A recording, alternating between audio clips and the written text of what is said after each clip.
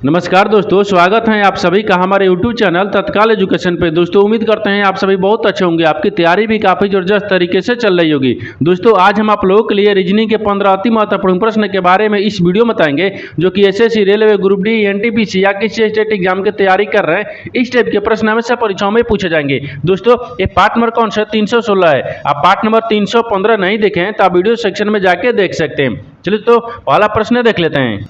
दोस्तों पहला प्रश्न है, इसमें देखिए नीचे दिए गए विकल्पों में से संबंधित संख्या को चुनिए। देखिए नीचे यहाँ पर आपको एक संबंधित संख्या दी है, यानी 16 जो है ना यहाँ पर 256 से समित है। ठीक उसी प्रकार से बताना है कि 18 जो है ना इस प्रश्नवाचक के चिन्ह पर इन चार ऑप्शन में से किसे समित होगा। देखिए तो यहाँ पर सबसे पहले ध्यान से देखते हैं कि यहाँ पर 16 से 256 कैसे हो रहा है। देखिए तो 16 दिख रहा है, ठीक है। यहाँ पर क्या दिख रहा है, 16 हो गया है, और 16 में क्या करते हैं, 16 से गुना कर देंगे, ठीक है। यानी 16 में 16 से जब गुना कर देंगे तो यहाँ पर कितना देगा। देखिए तो यहाँ पर आपको 256 आ जाएगा, ठीक है। ये 256 दिख रहा है। उसी प्रकार से यहाँ पर 18 को भी रखेंगे। देखिए तो 18 में भी क्या करते हैं, यहाँ पर आपको 18 हो गया, और 18 में भी क्या करते हैं, 18 से गुना कर लेंगे। यानी 18 में 18 से गुना कर लेंगे तो कितना तय है, यानी यहाँ पर कितना देगा, तो 324 आ जाएगा, ठीक है। ये कितना आएगा, 324 आ गया। यानी इस प्रश्नार्थक चिन्ह पर कौन सा संख्या हो जाएगा, तो यहाँ पर 324 हो गया। तो 324 को देखते हैं किस ऑप्शन में दिख रहा है, यानी ऑप्शन नंबर ए में दिख रहा है। ऑप्शन नंबर ए आपका सही हो जाएगा। दोस्तों उम्मीद करता हूँ इस प्रश्न को भी आप अच्छी तरह से समझ पाओगे। नेक्स्ट प्रश्न देख लेते हैं। दोस्तों दूसरा प्रश्न है, इसमें देखिए नीचे दी गई श्रृंखला श्रेणी में प्रश्नवाचक चिन्ह के स्थान पर कौन सी संख्या आएगी। देखिए नीचे यहाँ पर आपको एक श्रृंखला दी है, इन श्रृंखला में बताना है कि प्रश्नवाचक चिन्ह पर इन चार ऑप्शन में से कौन सी संख्या यहाँ पर भरा देगा। देखिए तो यहाँ पर सबसे पहले ध्यान से देखते हैं कि श्रृंखला किस प्रकार से चल रहा है, ठीक है। देखिए यहाँ पर क्या 56 से 139 हो रहा है, 139 ले यहाँ पर 231 हो रहा है, 231 ले यहाँ पर 332 हो रहा है, 332 ले यहाँ पर आपको 442 हो रहा है, और 442 ले आपको अगला संख्या उगात करना है। इन श्रृंखला को ध्यान से देखने के बाद में हमको क्या दिख रहा है, हमको यही दिख रहा है कि देखिए 56 से क्या लिख रहे हैं, 139 लिख रहे हैं। यानी 56 में अगर क्या करते हैं, 83 को जोड़ देते हैं, ठीक है। जब 56 में 83 को जोड़ देंगे तो यहाँ पर 139 आ जाएगा, और 139 ले क्या लिख रहे हैं, यहाँ पर 231 लिख रहे हैं। तो 100 यहाँ पर 39 में अगर यहाँ पर 92 को जोड़ देंगे तो कितना आ जाएगा, ये 229 यानी 31 आ जाएगा, और 231 ले क्या लिख रहा है, यहाँ पर 332 लिख रहा है। तो ये 100 यहाँ पर क्या लिख रहा है, 231 है ना। तो 231 में कितना जोड़ेंगे, तो 231 में यहाँ पर आपको 101 को जोड़ देंगे, ठीक है। जब 101 को जोड़ देंगे तो यहाँ पर 332 आ जाएगा, और 332 ले क्या लिख रहे हैं, ये 442 लिख रहे हैं। तो 332 में क्या करते हैं, 332 में अगर यहाँ पर आपको 110 को जोड़ देंगे तो 442 आ जाएगा। तो 442 में कौन सी संख्या को जोड़ेंगे जो अगला संख्या ज्ञात होगा। देखिए तो उसके पहले क्या करते हैं, एक बार नीचे ध्यान से देखिए, ये क्या हो रहा है, 83 से 92 है। अगर 83 में 9 को जोड़ देंगे 92 आ गया, और 92 से क्या लिख रहे हैं, 101 लिख रहे हैं। तो 92 में एक यहाँ पर 9 को जोड़ देंगे 101 आ गया, और 101 ले क्या लिख रहे हैं, 110 लिख रहे हैं। तो 101 में क्या करेंगे, 9 को जोड़ देंगे तो कितना गया, 110 आ गया। और 110 में क्या करते हैं, 110 में भी यहाँ पर आपको 9 को जोड़ देंगे। जब 110 में 9 को जोड़ देंगे तो कितना गया, ये 119 आ गया। कितना गया, 119 आ गया। अब 119 को क्या करते हैं, यानी 442 में जोड़ेंगे। जब 119 को 442 में जोड़ देंगे तो कितना देगा, यहाँ पर आपको तो कितना देगा, ये 500 कितना का 61 आ जाएगा। 500 कितना का 61 आ जाएगा। यानी इस प्रश्नार्थक चिन्ह पर कौन सा संख्या भर देगा, 561 हो गया। तो 561 को देखते हैं किस ऑप्शन में दिख रहा है, तो ऑप्शन नंबर यहाँ पर आपको सी में दिख रहा है, यानी ऑप्शन नंबर सी आपका सही हो जाएगा। दोस्तों मैं उम्मीद करता हूँ इस प्रश्न को भी आप अच्छी तरह से समझ पाओगे। नेक्स्ट प्रश्न देख लेते हैं। दोस्तों तीसरा नंबर प्रश्न है, इसमें देखिए नीचे दिए गए चित्र में त्रिभुजों की संख्या ज्ञात कीजिए। देखिए नीचे यहाँ पर आपको एक आकृति दी है, इन आकृति में बताना कि त्रिभुजों की संख्या कितना है, ठीक है। देखिए तो यहाँ पर क्या करिएगा, वीडियो को रोक और खुद अपने आप से बनाने का कोशिश करिएगा, और 15 प्रश्न में से अपने कितने प्रश्न सही किए वीडियो को लास्ट में कमेंट में जरूर बताइएगा। और इस चैनल पर पहली बार आए तो चैनल को सब्सक्राइब कर बेल आइकन घंटी को प्रेस जरूर कर लीजिए, क्योंकि सबसे पहले इस तरह क्लास आपको मिलता रहे। देखिए तो यहाँ पर ध्यान से देखते हैं कि इस आकृति में कितने त्रिभुजों की संख्या दिख रही है, ठीक है। देखिए यहाँ पर क्या दिख रहा है, 1 हो गया है, ये आपको 2 दिख रहा है, ठीक है। और यहाँ पर इसको रखेंगे, ये कितना गया, यहाँ पर आपको 3 आ गया, ठीक है, 3 हो गया। और 3 के बाद में देखिए एक ही इसको रखेंगे, ये कितना आ गया, 4 आ गया, ठीक है।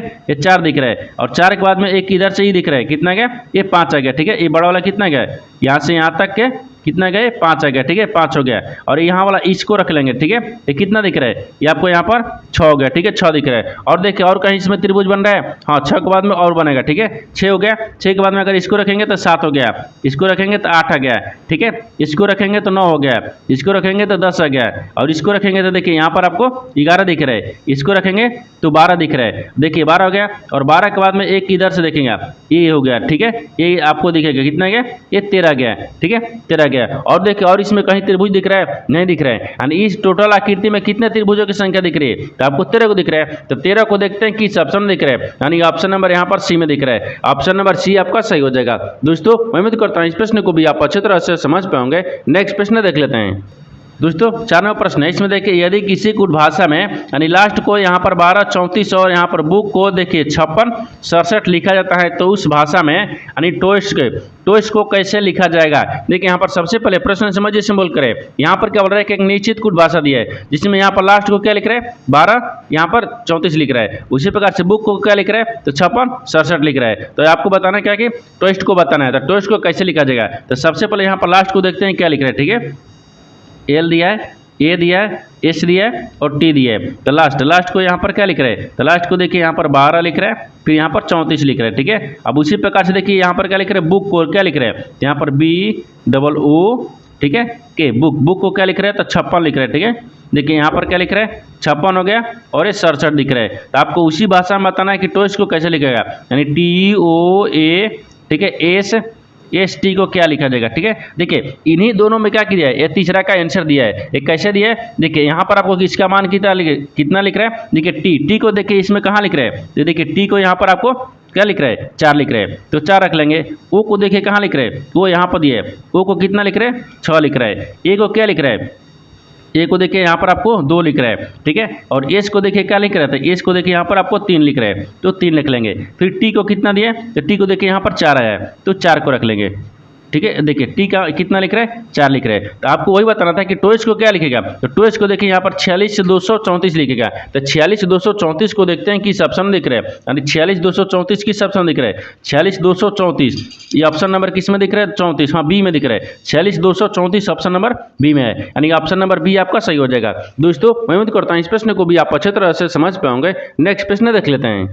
दोस्तों 5 नंबर प्रश्न है, इसमें देखिए निम्नलिखित विकल्पों में से प्रश्न चिन्ह के स्थान पर आने वाली संख्या चुने। देखिए यहाँ पर सबसे पहले प्रश्न समझिए सिंबल कर है। यहाँ पर बोल रहा है कि एक आकृति दी है, इन आकृति में बताना क्या है कि इस प्रश्नार्थक के चिन्ह पर इन 4 ऑप्शन में से कौन सा संख्या यहाँ पर भरा जाएगा। देखिए तो यहाँ पर सबसे पहले ध्यान से देखते हैं कि इस तरह के जो सवाल है ना वो कैसे बनाते हैं। देखिए या तो रोम में बनाएंगे या तो कलम में ज्ञात करते हैं। ठीक है, या तो जिधर बड़ी संख्या आपको दिया रहता है उधर भी ज्ञात करते हैं। तो इस आकृति को ध्यान से देखने के बाद हमको क्या दिख रहा है, हमको यही दिख रहा है कि देखिए बीच में क्या दिख रही है, आपको बड़ी संख्या दिख रही है। ठीक है, बीच में क्या दिख रही है बड़ी संख्या, क्योंकि यहाँ पर 42 है और यहाँ पर 38 है, और दोनों के बीच में क्या दिख रहा है ये 44 आपको बड़ी संख्या दिख रही है। यानी दोनों को आपस में क्या करना होगा, देखिए 42 और 38 को आपस में क्या करेंगे कि बीच वाली संख्या यानी 44 आ जाएगा। देखिए यहाँ पर सबसे पहले क्या करते हैं, यहाँ पर आपको क्या लिख रहे हैं 42 लिख रहे हैं। ठीक है, 42 हो गया और 42 को क्या करते हैं 38 में माइनस करते हैं। जैसे यहाँ पर 42 हो गया और 42 को क्या करते हैं 38 में माइनस करते हैं। ठीक है, तो माइनस कर लेंगे और अपने आप से क्या करते हैं गुना करते हैं, कितने से 11 से। अब देखिए इनको माइनस कर लेंगे तो कितना देगा,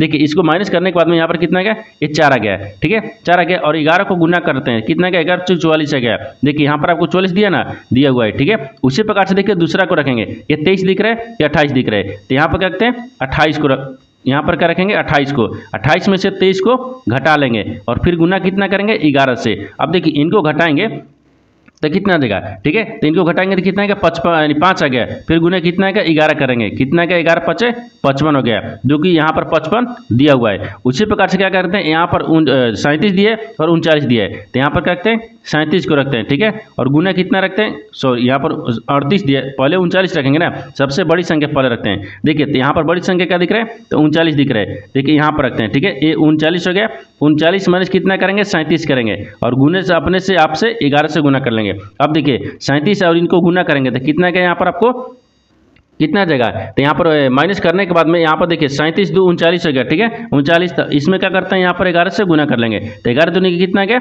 ये 22 आ गया। ठीक है, कितना गया 22 आ गया, यानी इस प्रश्नार्थक चिन्ह पर कौन सा संख्या हो जाएगा 22 हो जाएगा। तो 22 को देखते हैं किस ऑप्शन में दिख रहा है, तो ऑप्शन नंबर यहाँ पर ए में दिख रहा है, यानी ऑप्शन नंबर ए आपका सही हो जाएगा। दोस्तों मैं उम्मीद करता हूँ इस प्रश्न को भी आप अच्छे तरह से समझ पाएंगे। नेक्स्ट प्रश्न देख लेते हैं। दोस्तों 6वां प्रश्न है, इसमें देखिए निम्न संख्या श्रृंखला के आधार पर पूछे गए प्रश्न का उत्तर दीजिए। देखिए यहाँ पर आपको एक श्रृंखला दी है, बोल रहा है कि ऐसे कितनी सम संख्याएं हैं जिनके ठीक बाद 3 गुणज हैं। देखिए यहाँ पर सबसे पहले प्रश्न समझिए सिंबल करें। ठीक है, देखिए यहाँ पर क्या बोल रहा है कि देखिए निम्न संख्या श्रृंखला के आधार पर पूछे गए प्रश्न का उत्तर दीजिए, यानी इसका कहने का मतलब कि नीचे हम एक श्रृंखला दिए, इन श्रृंखला को बताना क्या है, यहाँ पर संख्या देखिए यहाँ पर आपको प्रश्न पूछा है, बोल रहा है कि ऐसे कितनी सम संख्या है, यहाँ पर सम संख्या को बताना है। ठीक है, यहाँ पर सम संख्या है, यानी ऐसी कितनी सम संख्याएं जिनके 3 के बाद, देखिए 3 के बाद, जिनके बाद है बोल रहा है कि देखिए जिनके ठीक बाद है ये 3 के गुणज है, यानी 3 के क्या होना चाहिए, बाद में क्या होना चाहिए, गुणज होना चाहिए, ये 3 के गुणज होना चाहिए। ठीक है, देखिए तो यहाँ पर आपको क्या देखते हैं, इस संख्या देखते हैं, इन श्रृंखला है ना, इस श्रृंखला में कौन सी आपको एक ऐसी संख्या है जिसके जो संख्या है सम संख्या है उसके बाद में क्या है, एक गुणज आना चाहिए जो 3 के गुणज है।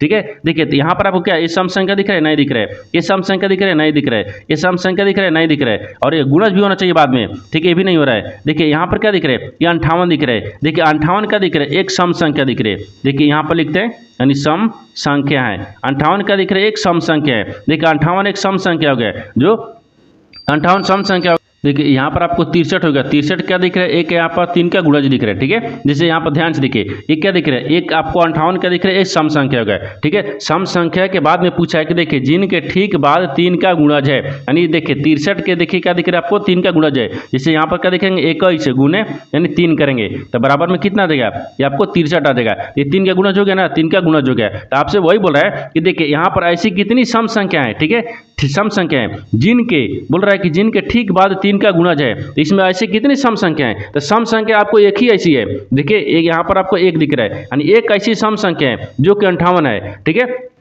उसके बाद में क्या दिख रहा है, एक 3 का गुणज दिख रहा है, तो यहाँ पर आपको वही बताना था कि इसमें ऐसे कितनी सम संख्या है जिनके ठीक बाद एक 3 का गुणज है, तो यहाँ पर एक दिख रहा है जो कि 58 है। तो यहाँ पर एक को देखिए किस ऑप्शन में दिख रहा है, तो ऑप्शन नंबर क्या दिख रहा है, यानी डी में दिख रहा है, यानी ऑप्शन नंबर डी आपका सही हो जाएगा। दोस्तों मैं उम्मीद करता हूँ इस प्रश्न को भी आप अच्छे तरह से समझ पाओगे। नेक्स्ट प्रश्न देख लेते हैं। दोस्तों 7वां प्रश्न है, इसमें देखिए नीचे दिए गए विकल्पों में से संबंधित संख्या शब्द को चुनिए। देखिए नीचे यहाँ पर आपको एक संबंधित शब्द दिया है, यहाँ पर क्या दिया, नदी, नदी जो है ना यहाँ पर डैम से समेत है। तो कुछ ही प्रकार से बताना है कि यातायात जो है ना इस प्रश्न आता है कि जिन पर इन 4 समय से किसे समेत होगा। देखिए तो यहाँ पर सबसे पहले ध्यान से देखते हैं कि यहाँ पर क्या लिख रहा है, यहाँ पर नदी, नदी जो है ना डैम से कैसे समेत है। देखिए नदी जो है, नदी को पानी को रोकने के लिए डैम को बनाया जाता है। ठीक है, यानी यहाँ पर क्या लिख रहा है कि नदी, नदी को पानी को रोकने के लिए जो कुछ डैम को या बांध को बांधा जाता है। उसी प्रकार से यहाँ पर क्या लिख रहा है, यातायात, यानी यातायात को रोकने के लिए किसका प्रयोग करते हैं। देखिए यहाँ पर जैसे सिग्नल का प्रयोग करेंगे तो यहाँ पर प्रयोग लिखेंगे। ठीक है, ये प्रयोग हो जाएगा। ठीक है, जैसे यहाँ पर भी क्या रखते हैं, ये प्रयोग रखते हैं। जैसे देखिए यहाँ पर आपको नदी, नदी के पानी को रोकने के लिए यहाँ पर डैम या बांध को प्रयोग करते हैं, यानी बांधते हैं। ठीक है, उसी प्रकार से यातायात, यानी यातायात को रोकने के लिए किसका प्रयोग करेंगे, गति को तो करेंगे नहीं, वाहन को तो करेंगे नहीं, और पक्ति का तो करेंगे नहीं, यहाँ पर क्या करेंगे, सिग्नल का, यानी सिग्नल का प्रयोग करेंगे, यातायात रुक जाएगा।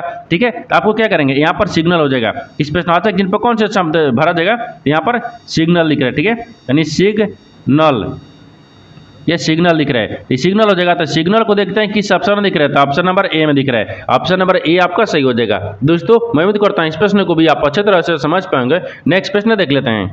दोस्तों 8वां प्रश्न है, इसमें देखिए एक ही पासे की 2 अलग अलग स्थितियां चित्र में प्रदर्शित की गई है, यानी उस संख्या का चयन कीजिए जो यहाँ पर संख्या 5 के विविध फलक पर मौजूद होगी। देखिए यहाँ पर सबसे पहले प्रश्न समझ जैसे बोल करें, यहाँ पर क्या बोल रहा है कि नीचे एक ही पासे के यहाँ पर आपको 2 स्थितियों को दर्शाया गया है, जिसमें यहाँ पर पूछ रहा है कि 5 के विपरीत बताना है कौन सा संख्या होगा। ठीक है, देखिए तो जब एक ही पासे के 2 स्थितियां दिया है, इन दोनों में क्या करेंगे, यहाँ पर एक को कॉमन मिलाएंगे। ठीक है, यानी एक संख्या को कॉमन मिलाएंगे। जैसे यहाँ पर देखिए इसमें भी क्या दिख रहा है, 3 दिख रहा है, इसमें भी आपको 3 दिख रहे हैं, और जहां से कौन मिलेगा वहां से घड़ी की दिशा में घूमते हैं। जैसे यहां पर क्या दिख रहा है, अब यहां पर 6 आ गया, 6 के बाद में 4 आ गया। जैसे देखिए पहले लिख लेते हैं, यहाँ पर 3 रखते हैं। ठीक है, इन 3 का विपरीत क्या दिख रहा है, तो 3 आ गया, यानी 3 का विपरीत 3 दिख रहा है, कौन मिल गया। और यहाँ से क्या करते हैं, घड़ी की दिशा में घुमाएंगे। देखिए यहाँ पर 6 दिख रहे हैं, 6 के बाद में 4 हो गया है, तो 6 दिख रहा है, 6 के बाद में 4 दिख रहा है। अब इसका विपरीत क्या हो जाएगा, तो इसको क्या करेंगे, पहला में घुमा लिए, अब क्या करेंगे दूसरा में भी उसी प्रकार से घड़ी की दिशा में घुमाएंगे। जब दूसरा में घुमाएंगे तो 1 आ गया, 1 के बाद में यहाँ पर 5 आ गया।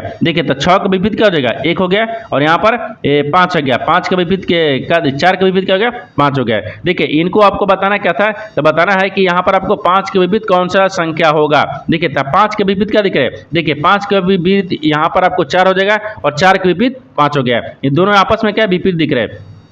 ठीक है, तो 4 के विपरीत क्या दिख रहा है, 5 हो गया, और 5 के विपरीत 4 हो गया। तो यहाँ पर आपसे वही बोला है कि 5 के विपरीत क्या होगा, तो 5 के विपरीत यहाँ पर आपको 4 हो जाएगा। तो 4 को देखते हैं किस ऑप्शन में दिख रहा है, तो ऑप्शन नंबर किस में दिख रहा है, तो ऑप्शन नंबर यहाँ पर आपको यानी ए में दिख रहा है, यानी ऑप्शन नंबर ए आपका सही हो जाएगा। दोस्तों मैं उम्मीद करता हूँ इस प्रश्न को भी आप अच्छे तरह से समझ पाएंगे। नेक्स्ट प्रश्न देख लेते हैं।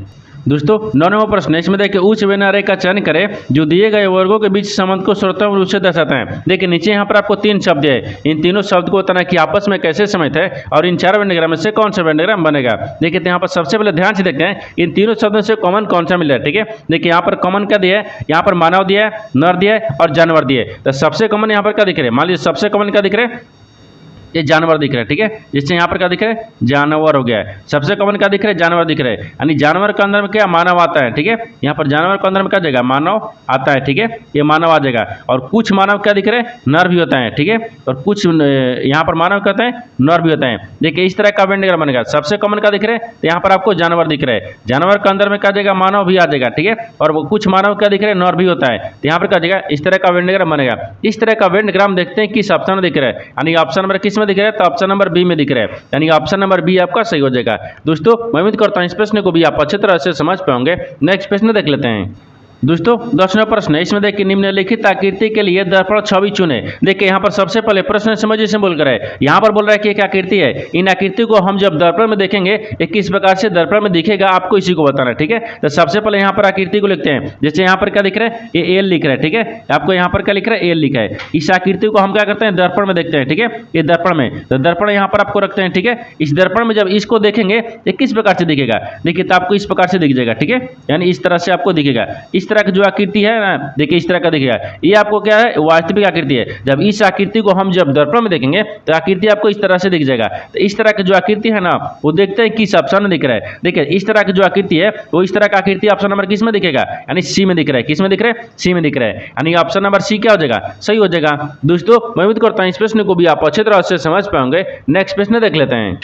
दोस्तों 11वां प्रश्न है, इसमें देखिए दिए गए समीकरणों को संतुलित करने के लिए किन दो चिन्हों और किन दो संख्याओं को आपस में बदलना चाहिए। देखिए यहाँ पर सबसे पहले प्रश्न समझिए से बोल कर है, यहाँ पर क्या बोल रहा है कि नीचे एक आपको यहाँ पर एक समीकरण दिया है। ठीक है, इन समीकरण बोल रहा है कि देखिए इन समीकरण बोल रहा है कि दो, देखिए बोल रहा है कि दो चिन्हों को आपस में बदलेंगे और दो संख्याओं को आपस में बदल देंगे, जो कि बदलने के बाद में समीकरण को सही बनाना है। यानी देखिए तो सबसे पहले क्या करते हैं, समीकरण और चिन्ह को आपस में दोनों को बदलते हैं। जैसे देखिए यहाँ पर आपको क्या दिख रहा है, ए में क्या दिख रहा है, यहाँ पर माइनस की जगह पर भागा की जगह पर माइनस रखेंगे और 10 की जगह पर 6 की जगह पर 10 रखेंगे। ठीक है, देखिए यहाँ पर इसको रखने के बाद में क्या आपको समीकरण बन रहेगा, नहीं बनेगा। ठीक है, तो यहाँ पर कहते हैं ये नहीं बनेगा। इसमें क्या करते हैं, बी को देखते हैं। बी में देखिए यानी भागा दिख रहा है, भागा के जगह पर प्लस और प्लस के जगह पर भागा रखेंगे और 5 के जगह पर 10 और 10 के जगह पर 5 रखेंगे। संख्या और चिन्ह को दोनों को आपस में बदलना होगा। देखिए तो दोनों को बदलते हैं। यहाँ पर क्या लिख रहे हैं, यहाँ पर देखिए यहाँ पर माइनस हो गया, यानी सॉरी हाँ भागा दिख रहा है, यानी यहाँ पर क्या लिख रहा है कि प्लस की जगह पर भागा रखते हैं, प्लस की जगह पर भागा रख लिए और भाग की जगह पर क्या रखना है, हमको प्लस रखना है। ठीक है, प्लस रखना है। अब देखिए 5 की जगह पर 10, 10 की जगह पर 5 रखेंगे। यहाँ पर आपको क्या रखते हैं, 10 रख लेंगे। ठीक है, ये नहीं होगा, आप 10 रख लेंगे और 10 की जगह पर क्या रखते हैं, ये 5 रख लेंगे, 5 भी नहीं होगा। अब देखिए समीकरण आपको यहाँ से अच्छे तरीके से लिखते हैं। ये 600 क्या दिख रहा है, 30 हो गया। ठीक है, 630 दिख रहा है। फिर यहाँ पर भागा दिख रहा है, ये भागा कितना दिख रहा है, तो भागा आपको 6 दिख रहा है। फिर माइनस कितना दिख रहा है, 10 दिख रहा है। ठीक है, फिर प्लस में कितना दिख रहा है, ये 40 हो गया है। फिर गुना कितना दिख रहा है, 5 दिख रहा है और बराबर में हमको कितना लेना है, 295 लेना है। ठीक है, ये 295 लेना है। देखिए 295 लेना है, तो यहाँ पर आपको क्या करते हैं, अब भाग करते हैं तो कितना करेंगे, 6 एक मत में और 6 5 30 हो गया, यानी 105 आ गया। ठीक है, 105 मत में 8 5 कितना आ गया, 40 आ गया। नहीं, यहाँ पर 40 5 200 हो गया। इधर भी जैसे यहाँ पर ध्यान से देखिए, इसको रख लेते हैं, ये क्या करते हैं, 105 आ गया।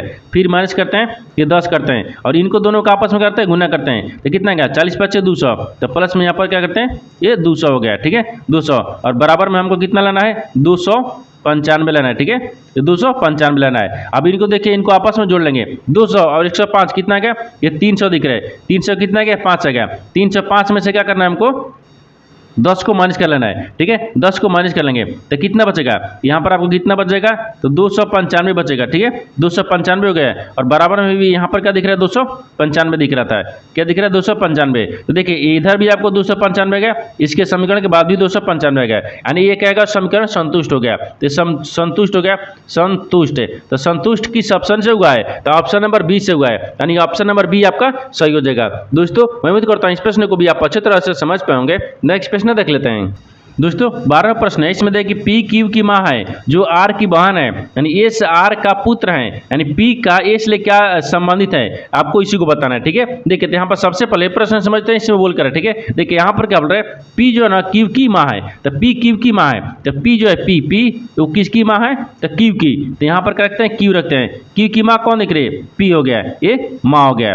ठीक है, आगे बोल रहा है कि जो आर की बहन है, जो लेकिन क्यू जो है ना, क्यू वो आर की बहन है, तो मान लीजिए यहाँ पर कहते हैं आर रखते हैं, आर की बहन कौन हो गया, तो आर की बहन है आपको की हो गई, ये बहन हो गई यहाँ तक। ठीक है, आगे देखिए, आगे बोल रहा है कि एस आर का पुत्र है, जो एस है ना वो आर का पुत्र है। देखिए आर का पुत्र कौन है, एस है, यहाँ पर ये बोल रहा है कि पुत्र है। ठीक है, पुत्र हो गया। अब बताना है कि पी और एस ले किस प्रकार से समझते हैं, यानी पी और एस ले किस प्रकार से समझते हैं, यानी जो एस है ना वो पी को क्या बोलेगा। ठीक है, पी को क्या बोलेगा, देखिए तो यहाँ पर देखिए, यहाँ पर आपको आर की बहन कौन हो गई, आर की बहन क्यू हो गई, और आर की बहन क्यू हो गई, और क्यू की माँ कौन हो गई, पी हो गई। तो जब देखिए क्यू की माँ हो गई तो पी का भी क्या, आर की भी क्या हो जाएगी, माँ हो जाएगी, क्योंकि ये दोनों आपस में बहन है। इसकी माँ कौन हो गई, पी हो गई, और इसकी बेटा कौन दिख रहा है, देखिए इसका पुत्र कौन दिख रहा है, एस दिख रहा है, तो एस पुत्र हो गया और इसकी माँ हो गई। देखिए तो यहाँ पर माँ की पुत्र है, और उसकी माँ को वो क्या बोलेगा, माँ के पुत्र माँ को क्या बोलेगा, तो यहाँ पर नानी बोलेगा, क्या बोलेगा, नानी से समझ हो जाएगा, किससे, नानी से। ठीक है, नानी से, यानी देखिए माँ के माँ क्या लगेगी, नानी लगेगी, माँ के में क्या हो गई, नानी हो गई। तो आपसे वही पूछ रहा है, वही देखिए यही वही यहाँ पर क्या दिख रहा है, नानी हो गई। यहाँ पर क्या दिख रहा है कि पी जो है ना, पी एस की, ठीक है, एस की नानी लिखते हैं, नानी है। ठीक है, नानी है, तो पी जो है ना, पी एस की नानी है, तो एस की देखते हैं कि नानी को किस ऑप्शन में दिख रहा है, तो ऑप्शन नंबर ए में दिख रहा है, यानी ऑप्शन नंबर ए आपका सही हो जाएगा। दोस्तों मैं उम्मीद करता हूँ इस प्रश्न को भी आप अच्छी तरह से समझ पाओगे। नेक्स्ट प्रश्न देख लेते हैं। दोस्तों 13वां प्रश्न है, इसमें देखिए सबसे लंबे खंभे की लंबाई ज्ञात कीजिए जिसे 30 मीटर 15 मीटर और गुने 10 मीटर की बीमाओं वाले कमरे में रखा जा सकता हो। देखिए यहाँ पर सबसे पहले प्रश्न समझिए से बोल कर है, यहाँ पर क्या बोल रहे हैं, इसमें बताना है कि सबसे लंबे ये खंभे की लंबाई ज्ञात करना है। ठीक है, जो 30 मीटर का, 15 मीटर का और 10 मीटर की बीमाओं वाले जो खंभा है ना वो कमरे में रखा जा सके। तो सबसे पहले क्या करते हैं, देखिए यहाँ पर 30 मीटर 15 मीटर और लंबे, तो सबसे पहले क्या करते हैं, यहाँ पर लंबाई निकालते हैं, यानी जैसे विकर्ण निकालते हैं। ठीक है, विकर्ण निकालेंगे तभी तो आपको ज्ञात होगा लंबाई और चौड़ाई। यहाँ पर विकर्ण हो गया। ठीक है, ये विकर्ण दिख रहा है, तो विकर्ण मतलब क्या होता है, देखिए लंबाई स्क्वायर, फिर प्लस में यहाँ पर चौड़ाई स्क्वायर, फिर प्लस में यहाँ पर ऊंचाई स्क्वायर। ठीक है, ये प्लस में हो गया। अब देखिए इनका वर्गमूल हो गया। ठीक है, यानी रूट में होता है। अब इनको इसी पर बैठाना है, जिससे लंबाई कितना दिख रहा है, तो 30 मीटर दिख रहा है, 30 मीटर हो गया। फिर प्लस में कितना दिख रहा है, ये 15 मीटर दिख रहा है। फिर यहाँ पर कितना दिख रहा है, ये आपको 10 मीटर दिख रहा है। ठीक है, ऊंचाई हो गया। अब इनको क्या करते हैं, स्क्वायर करेंगे ना, सबका स्क्वायर किए तो इसका भी स्क्वायर कर देंगे। अब इनका स्क्वायर करने के बाद में कितना गया, देखिए तो यहाँ पर स्क्वायर करने के बाद में कितना गया, यानी 30 का स्क्वायर करेंगे तो तितली का 9 हो गया, यानी यहाँ पर 900 आ गया। ठीक है, फिर प्लस में कितना गया, 15 का स्क्वायर करेंगे। जब 15 का स्क्वायर करेंगे तो यहाँ पर कितना देगा, यहाँ पर आपको 225 आ गया। ठीक है, जो 225 दिख रहा है, 225 आ गया। फिर प्लस में कितना दिख रहा है, तो यहाँ पर 10 का स्क्वायर करेंगे तो 100 आ गया। ठीक है, 100 आ गया यहाँ तक। ठीक है, इसका भी हो गया। अभी देखिए इन सबको आपस में जोड़ लेंगे। ठीक है, जब सबको आपस में जोड़ देंगे तो यहाँ पर 1200 कितना गया, 25 आ गया। जब 1225 आ गया तो 1225 का वर्गमूल कितना होता है, ये 35 होता है। कितना होता है, 35 मीटर आ गया। तो आपसे वही बोला है कि देखिए सबसे लंबे खंभे की लंबाई ज्ञात कीजिए, तो सबसे लंबे खंभे की लंबाई कितना है, 35 मीटर है। तो 35 मीटर को देखते हैं किस ऑप्शन में दिख रहा है, यानी ऑप्शन नंबर बी में दिख रहा है। ऑप्शन नंबर बी आपका सही हो जाएगा। दोस्तों मैं उम्मीद करता हूं इस प्रश्न को भी आप अच्छी तरह से समझ पाओगे। नेक्स्ट प्रश्न देख लेते हैं।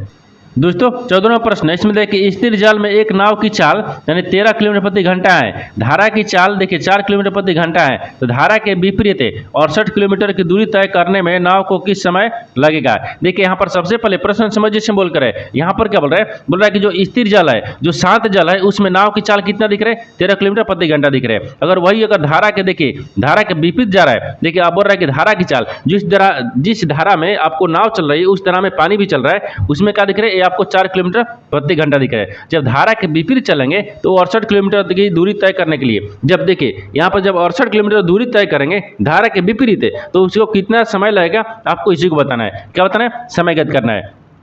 तो सबसे पहले क्या देखिए स्थिर चाल में कितना दिख रहा है, ये 13 किलोमीटर दिख रहा है। अब धारा में कितना दिख रहा है, ये 4 किलोमीटर दिख रहा है। ठीक है, तब धारा के विपरीत चाल में रखेंगे तो धारा के देखिए यहाँ पर लिखते हैं यानी धारा, ठीक है, धारा के यानी विपरीत, ठीक है, विपरीत चाल। तो धारा के विपरीत चाल में क्या करेंगे, यहाँ पर 13 आ गया, 13 में से क्या करते हैं 4 को माइनस कर लेंगे तो कितना बचेगा 9 किलोमीटर हो गया। ठीक है, 9 किलोमीटर प्रति घंटा दिख रहा है। 9 किलोमीटर प्रति घंटा क्या है, विपरीत चाल दिख रहा है। ठीक है, विपरीत चाल हो गया। तो जब इतना गया तो आपसे क्या पूछ रहा है, देखिए 68 किलोमीटर दूरी तय करने में कितना समय लगेगा। तो देखिए यहाँ पर क्या पूछ रहे हैं, दूरी पूछा है, तो क्या पूछा है, यहाँ पर समय पूछा है ना, कितना समय लगा। तो समय बराबर क्या होता है, समय। ठीक है, तो समय बराबर क्या होता है, ये दूरी होता है। ठीक है, दूरी बटा चाल होता है। तो दूरी कितना दिया है, तो दूरी यहाँ पर 68 दिया है। आपसे पूछ रहा है कि देखिए यहाँ पर धारा के विपरीत 68 किलोमीटर दूरी तय करने में कितना समय लगेगा। तो यहाँ पर 68 किलोमीटर हो गया और कितना यहाँ पर हो गया, और चाल कितना गया, देखिए चाल आपको यहाँ पर आपको कितना दिख रहा है, 9 किलोमीटर प्रति घंटा दिख रहा है। तो 9 हो गया। अब इनको भाग कर लेंगे, जब इनको भाग करेंगे तो कितना गया, 7 घंटा दिख रहा है। ठीक है, यानी 7 घंटे यहाँ पर 33 मिनट दिख रहा है ना, 7 घंटे 33 मिनट दिख रहा है। कितना है, 7 घंटे 33 मिनट। जब इनको भाग करने पर 7 घंटा 33 मिनट आ गया, तो 7 घंटे 33 मिनट आपको समय लगेगा 68 किलोमीटर दूरी तय करने में। तो 68 किलो दूरी तय करने में कितना समय लगेगा, यानी 7 घंटे 33 मिनट। तो 7 घंटे 33 मिनट को देखते हैं किस ऑप्शन में दिख रहा है, यानी ऑप्शन नंबर किस में दिख रहा है, तो ऑप्शन नंबर यहाँ पर ऑप्शन नंबर डी में दिख रहा है। ऑप्शन नंबर डी आपका सही हो जाएगा। दोस्तों मैं उम्मीद करता हूँ इस प्रश्न को भी आप अच्छी तरह से समझ पाओगे। नेक्स्ट प्रश्न देख लेते हैं। दोस्तों 15 प्रश्न है, इसमें देखिए एक रेलगाड़ी 30 किलोमीटर प्रति घंटा की चाल से 6 घंटे तथा यहाँ पर 45 किलोमीटर प्रति घंटा की चाल से 4 घंटे में यात्रा करते हैं। इन 10 घंटों के दौरान रेलगाड़ी की औसत चाल ज्ञात कीजिए। देखिए यहाँ पर सबसे पहले प्रश्न समझिए से बोल कर है। ठीक है, देखिए यहाँ पर क्या बोल रहे हैं, ये बोल रहा है कि एक रेलगाड़ी है, एक रेलगाड़ी जो है ना वो 30 किलोमीटर प्रति घंटा की चाल से वो 6 घंटे में दूरी तय करता है। फिर बोल रहा है कि 45 किलोमीटर प्रति घंटा की चाल से वो 4 घंटे में यात्रा कर लेती है। तो जो 10 घंटा है ना, बोल रहा है कि 10 घंटों के दौरान रेलगाड़ी की औसत चाल होगा, यानी 10 घंटे के बाद औसत चाल बताना है। देखिए औसत चाल के लिए क्या होता है, यहाँ पर औसत, ठीक है, औसत चाल रखते हैं, ये औसत चाल हो गया। तो औसत चाल कितना दिख रहा है, तो यहाँ पर दूरी चाल बराबर क्या होता है, ये दूरी बटा समय होता है। ठीक है, ये दूरी बटा समय। तो दूरी कुल कितना दिया है, तो दूरी सबको जोड़ते हैं, जिससे यहाँ पर क्या दिख रहा है 30 हो गया। 30 गुने कितना समय लग रहा है, तो यहाँ पर देखिए 6 लग रहा है। ठीक है, फिर प्लस करेंगे, यानी 45 किलोमीटर प्रति घंटा को कितना लग रहा है, 4 घंटे में। तो 45 किलोमीटर प्रति घंटा और यहाँ पर कितना रखते हैं, 4 रखते हैं, और बाकी में कितना रखेंगे, ये 10 घंटा रखेंगे, क्योंकि यहाँ पर दिया है समय कितना दिया है, 10 घंटा दिया है। ये तो चाल दिखा रहा है ये, लेकिन समय आपको 10 घंटा दिया है। अब इनको सोल्व करेंगे, देखिए तो 36 18 आ गया है, कितना 36 18, यानी ये सब इधर आ गया है। देखिए इनको आपको जोड़ लेते हैं या एक स्टेप आगे बढ़ाते हैं। देखिए यहाँ पर कितना करेंगे, इन सबको देखिए जोड़ने के बाद में गुना कर लेंगे, यहीं से छोड़ दीजिए, यहाँ पर जोड़ लीजिए। ठीक है, सबको देखिए इनको आपस में गुना करेंगे, इनको आपस में गुना करेंगे, इन दोनों को आपस में गुना करके जोड़ने के बाद में कितना रहा है, यहाँ पर आपको 360 आ गया। कितना 360 आ गया, और 360 में क्या करते हैं 10 से भाग करेंगे, 1 0 से 1 0 काट दिए, कितना गया यहाँ पर आपको 36 आ गया, यानी 36 किलोमीटर प्रति घंटा गया। तो आपसे वही बोला कि चाल ज्ञात कीजिए, औसत चाल कितना गया, तो 36 किलोमीटर प्रति घंटा। तो 36 किलोमीटर प्रति घंटा को देखते हैं किस ऑप्शन में दिख रहा है, यानी 36 किलोमीटर प्रति घंटा ऑप्शन नंबर ए में दिख रहा है, यानी ऑप्शन नंबर ए आपका सही हो जाएगा। दोस्तों मैं उम्मीद करता हूं इस प्रश्न को भी आप अच्छी तरह से समझ पाओगे। नेक्स्ट वीडियो में मिलते हैं, तब तक जय हिंद। दोस्तों इस चैनल पर पहली बार आए तो चैनल को सब्सक्राइब कर बेल आइकन घंटी को प्रेस जरूर कर लीजिए, क्योंकि सबसे पहले इस तरह क्लास आपको मिलता रहे।